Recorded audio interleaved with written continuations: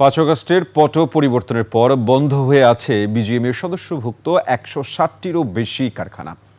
দেশের তৈরি পোশাক কারখানা মালিকরা মনে করেন, যুক্তরাষ্ট্রের বাজারে ভারতের চাইতে কম শুল্কের সুযোগ কাজে লাগাতে বন্ধ এসব কারখানা চালু করার আপাতত কোনো বিকল্প নেই। অর্থনীতিবিদ আর আইনজ্ঞরা মনে করেন, সরকার ব্যাংকের মাধ্যমে বন্ধ থাকা এসব কারখানাকে ফেরাতে পারে উৎপাদনে।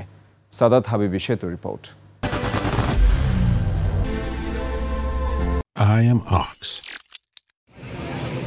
গাজীপুর সারাবো এলাকার বেক্সিমকোর চক্রবর্তী ইন্ডাস্ট্রিয়াল পার্ক। এই পার্কে 16টি কারখানা রয়েছে। বেক্সিমকো মানেই সালমান এফ রহমান। আওয়ামী লীগ সরকারের পতনের পর থেকেই আটক রয়েছেন পতিত সরকারের বেসরকারি বিনিয়োগ উপদেষ্টা মিস্টার সালমান। 5 আগস্টের পর সরকার বেক্সিমকো গ্রুপের সম্পদ নিয়ন্ত্রণের চেষ্টা করলেও ব্যাংক ঋণ আর শ্রমিক আন্দোলনের মতো ইস্যু ঘিরে গেল জানুয়ারির পর থেকেই একেবারে বন্ধ রয়েছে কারখানাগুলো।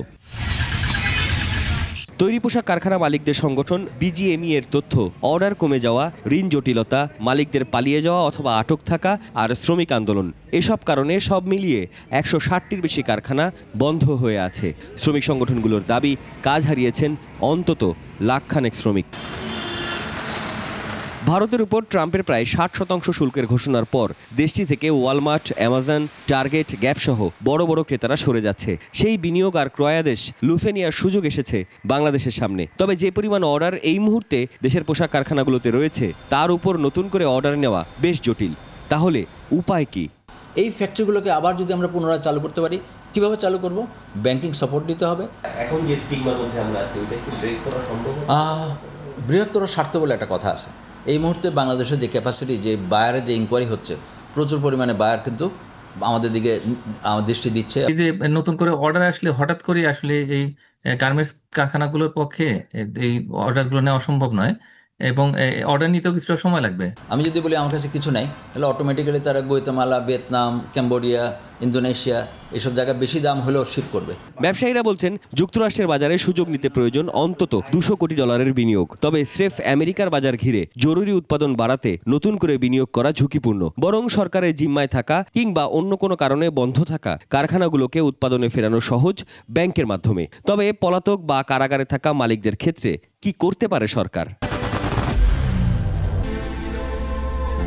I am Ox.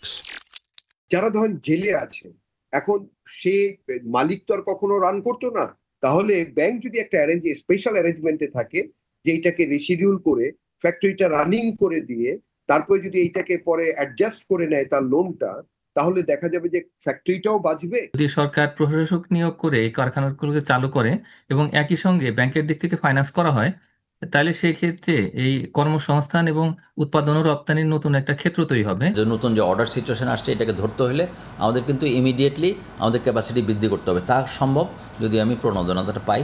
80-র দশকে শ্রীলঙ্কায় গৃহযুদ্ধের কারণে বাংলাদেশের দিকে ঝুঁকে পড়ে বিশ্ববাজার। 2018-তে ট্রাম্পের পয়লা শাসন আমলে চীনের সাথে মার্কিন বাণিজ্য যুদ্ধে ফের সুযোগ আসলেও তা কাজে লাগাতে পারেনি বাংলাদেশ। 2025-এ অতিরিক্ত $1100 কোটি বাজার নিজেদের করতে পারবে বাংলাদেশ?